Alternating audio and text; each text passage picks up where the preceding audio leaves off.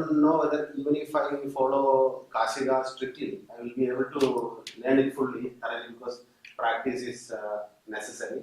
And moreover, on Kashiga also there are Vyakhyanam, and on Nyasa again, so scope is so big, so large.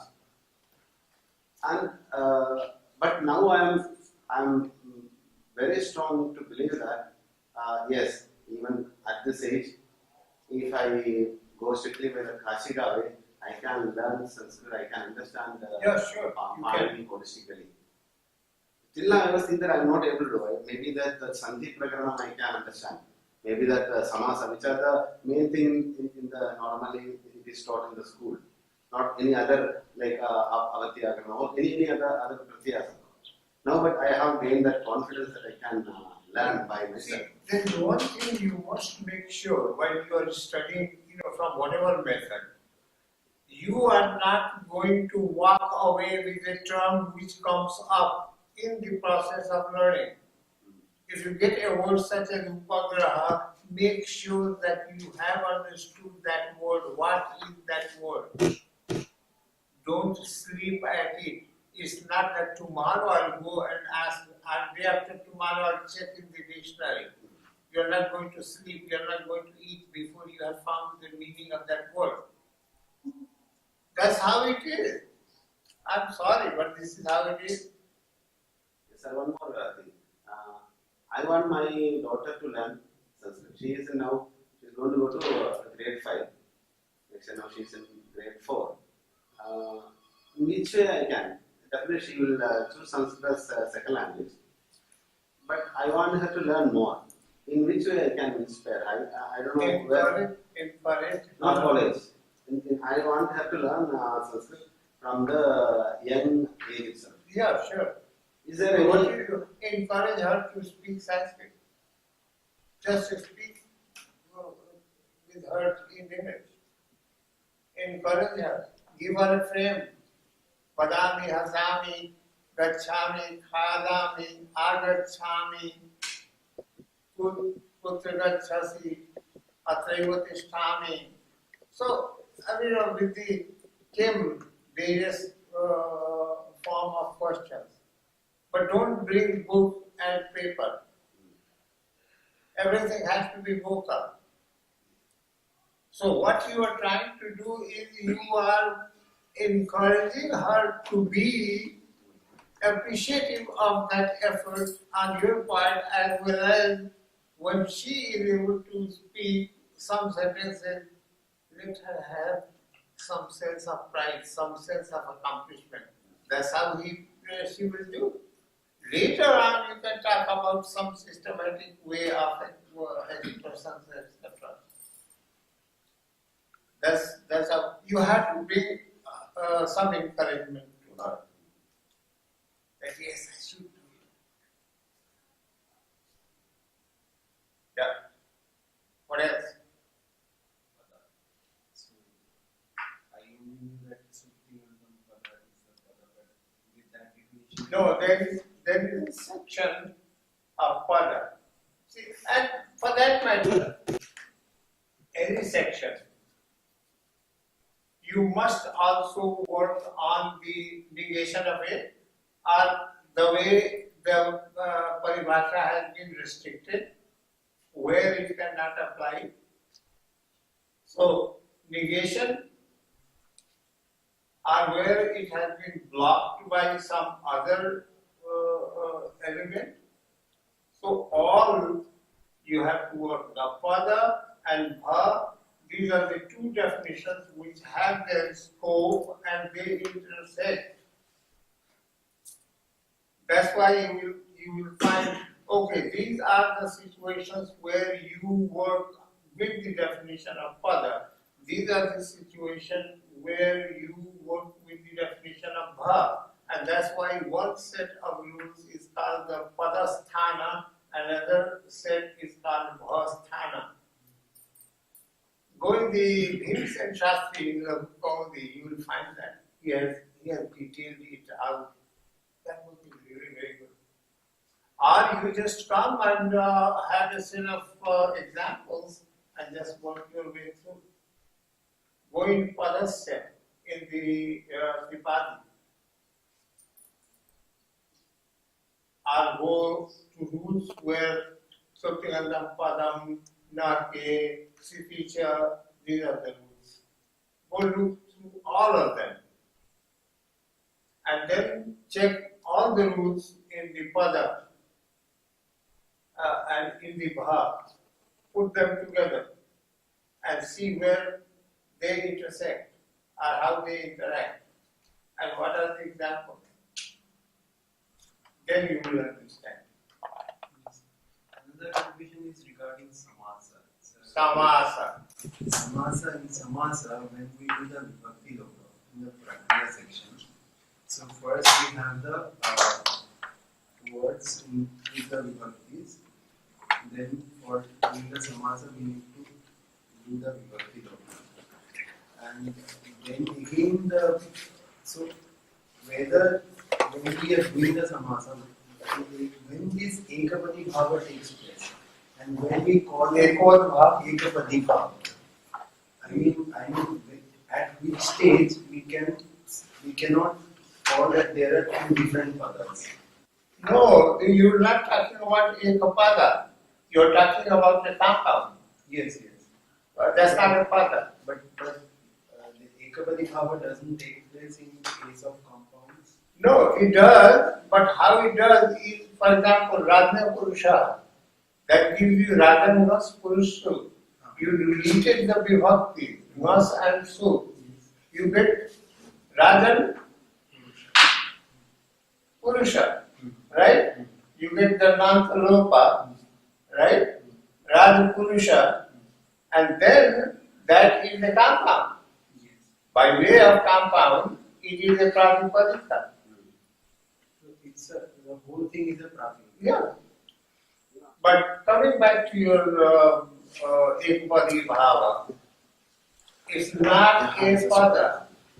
The combined unit is not a pada.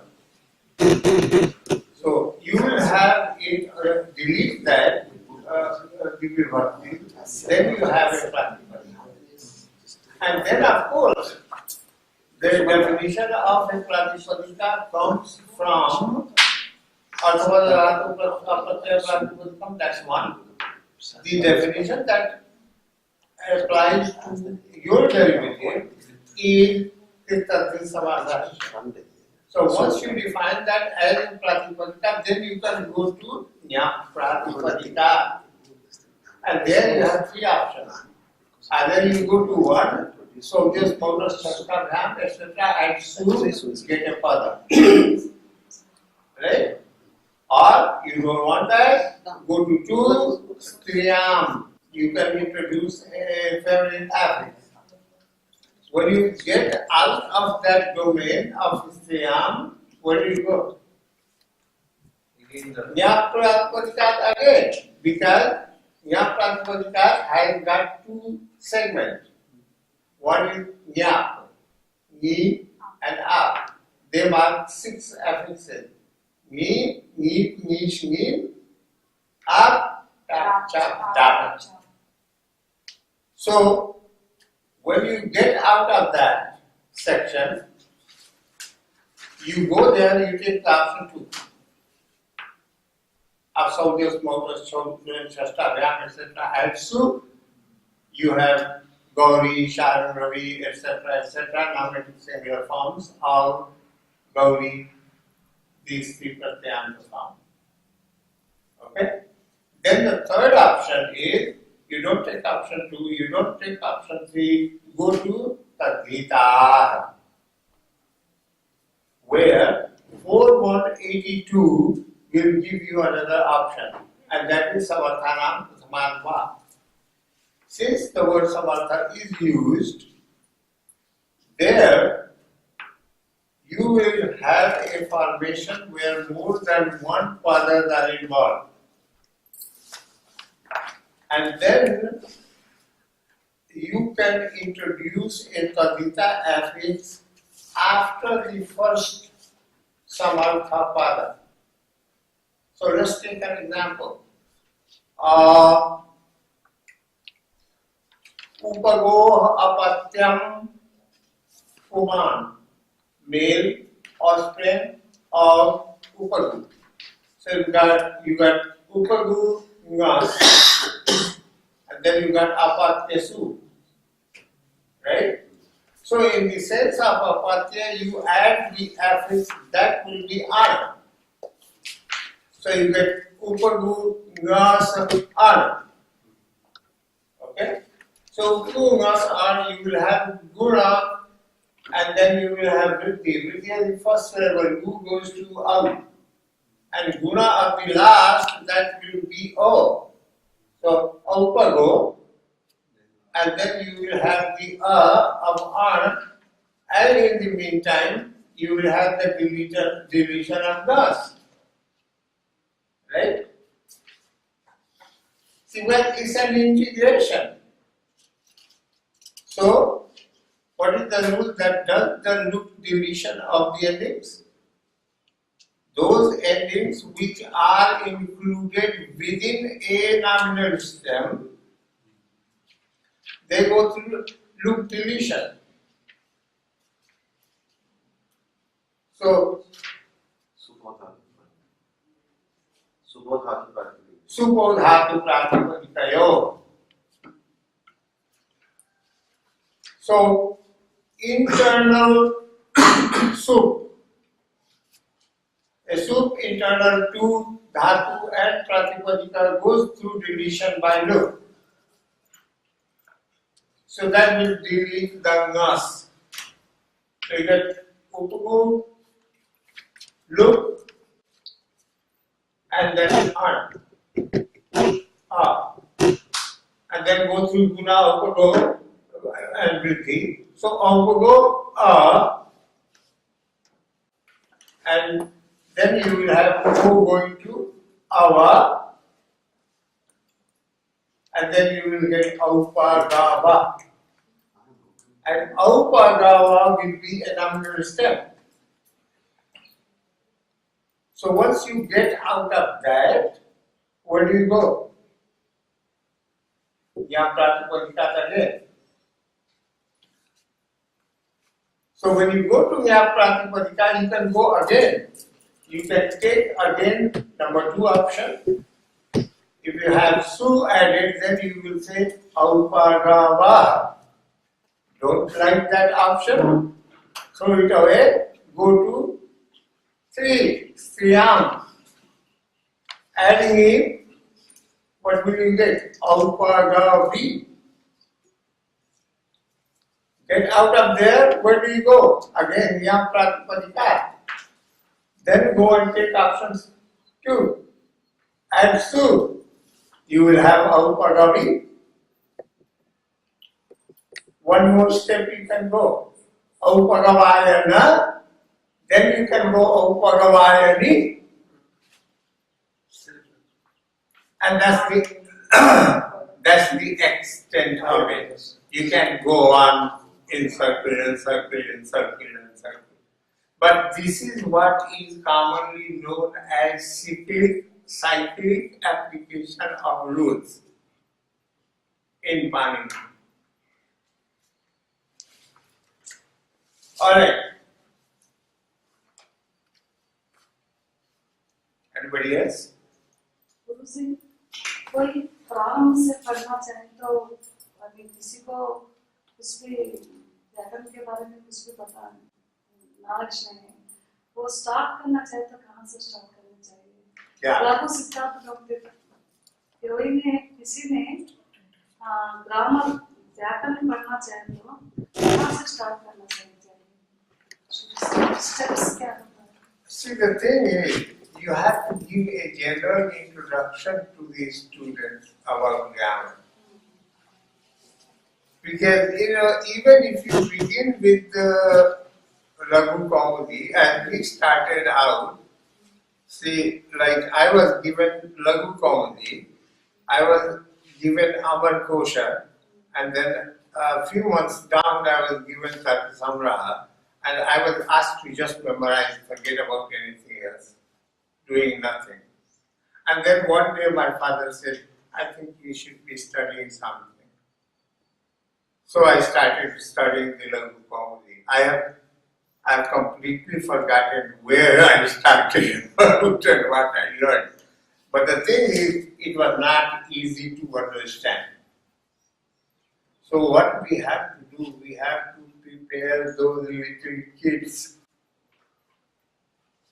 to accept that this is something which is not just boring and forget it, throw it away, things like that. There has to be something. We used to play and memorize the rules of the Ashtadhyayi. Motivation. Motivation is necessary. Yeah, motivation is necessary even for the adults. Absolutely. Yeah, even for the adults. Really. Like, why are we here tonight? Yeah. No, see, motivation is important. What is most important is, from my point of view, is, and I keep asking that question to myself, that is, am I making sense? One. Two, are my students understanding? Because if they are not understanding, I'm in trouble. It's as simple as that. If you want to convey certain message, that message must be understood. Other than that, any student, if you motivate someone to study Vyakarana, don't overwhelm them. Give them just some words to play with. उसमें अदाप्ट चाहिए तो व्याकरण का अदाप्ट चाहिए What? व्याकरण का application चाहिए तो पहले हम डिग्री कॉलेज में पढ़ाते हैं धातु शब्दकोश और संधि समास तक पढ़ाते हैं कभी कोई ने आकर और पढ़ना चाहते तो हम लोगों को कुछ बुक्स का रेफरेंस देना पड़ता है ना मैं कॉलेज में पढ़ाती हूँ वहाँ तो जो syllabus I think in that case you have to develop books, teaching materials which are good. But are they available? Well, you can, yes, it can be done. I have always had my difference, with when I started teaching Sanskrit over there, for about 20 years I taught, I started developing my own book. So I have Sanskrit Bhasha Parichaya, a book which is not published yet, but which is edited, everything. It's a 400-page book which is there in my computer. Yeah, it's there. There is a particular method. I'm not teaching how to speak Sanskrit. I'm teaching how to interpret Sanskrit. So you learn Sanskrit, how to interpret. Now, whenever you are hit with a Sanskrit, when you read Sanskrit and you have to interpret it, you have to make a vigraha vakya, you have to chop, because Sanskrit writes 60-mile long sentences. Yeah, it's right. Okay, so the first order of business is you chop, extract words from within words first, determine the endings. Next, then you start interpreting it. So how do you, in the first year, I just teach my students chop, cut away words which have been joined together with sandhi, with samasa, etc. So, rule number 1. Underline all the kanjams, sanyogas. So, such that the first consonant comes at the end of the preceding word, the second consonant comes at the beginning of the following word. So there is one break. So all those words which end in a consonant and begin with a consonant, they will be separated very easily. Except when the conjunct ends in V or Y, don't do that. Because that V is coming from you and that Y is coming from I. So, ityatra, ty, right? Make a cut there. But don't make a cut between T and Y of ityatra. Because instead the ty will be ending the conjunct. Similarly, any R in between is coming from visarga. So there are structural signals, something like 14 I have worked out in my book. And the students, they don't understand what that sentence is. They are just going chop, chop, chop, chop, chop, chop, chop, chop, chop, chop, chop, chop, chop, chop, chop. And in the meantime, I am teaching them Sandhi. So this is what I do in the first semester. They write, they learn the Sandhi rules, mostly vocabulary, and then they know how to extract words from within words. Of course, I give also them the list. The indeclinables, they are great for learning this.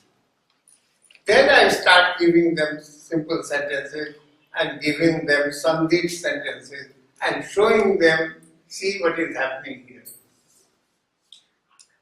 So, this is how you have to grade your materials, give them in a simplified fashion, but make sure that each day brings to them some sense of accomplishment. Like we had these 5 days, on the second day, if you don't have a sense of getting something out of this, we are wasting time. That's how it should be. In other words, there has to be some encouragement in the process to the students too. They should know, oh, I know this. They are learning how to write Devanagari. Third day, they are able to write their names. Oh, good, I can write my name. So at each step, there has to be some encouragement.